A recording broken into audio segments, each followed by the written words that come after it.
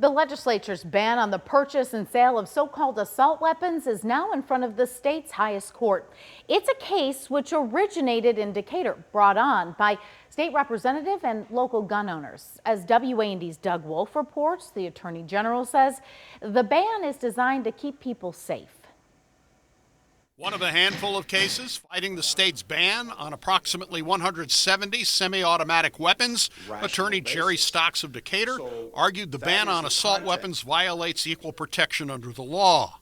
Equal protection requires that fundamental individual right be applied to all citizens the same, because it is an individual right.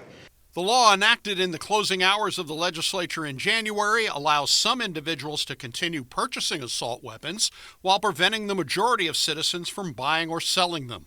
Attorney General Kwame Raoul, a defendant in the case, supports the ban, pointing to the number of mass shootings across the country. We don't want a proliferation of assault weapons out there because we're losing lives right here in the state of Illinois.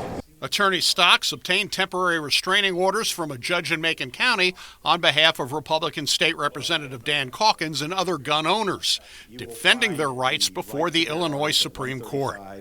They have that fundamental individual right to keep and bear arms in their home for confrontation and self-defense. The Attorney General obtaining an expedited hearing before the state's high court, saying the legislature is trying to keep people safe. And I think there's a rational basis to stop the proliferation of these types of weapons in the hands of people that'll do mass damage, take many lives in a matter of seconds. The Supreme Court took the case under advisement and will have a ruling at a later date. Doug Wolfe reporting, WAND News. Another case from Naperville is now just in front of the United States Supreme Court. Amy Coney Barrett. Plaintiffs are seeking an emergency injunction against the Illinois assault weapons ban.